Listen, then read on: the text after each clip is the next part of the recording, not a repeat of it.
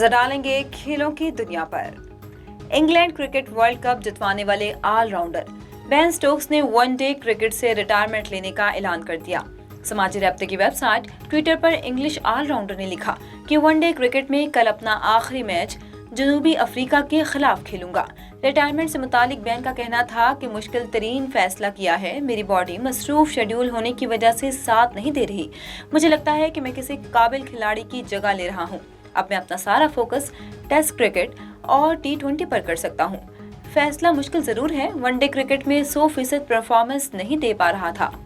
Asia cup Sri Lanka से मुत्तहिदा अरब अमारात मुंतकिल होने का कवी इम्कान है।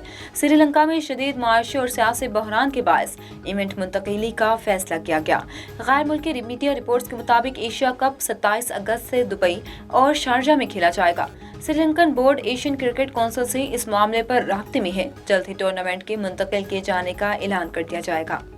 पाकिस्तानी क्रिकेट टीम के साबिक कप्तान शाहिद अफरीदी ने कहा है कि पाकिस्तान का मुस्तकबिल सिर्फ और सिर्फ जमहूरियत से वाबस्ता है।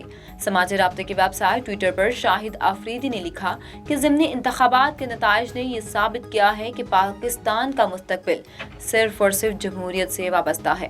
काबिल एहतराम है हर वो शख्स जो अपने हक रायदही से कारोबार हुकूमत में अपना हिस्सा डालता है और जमहूर के निज़ाम को आगे बढ़ाता है।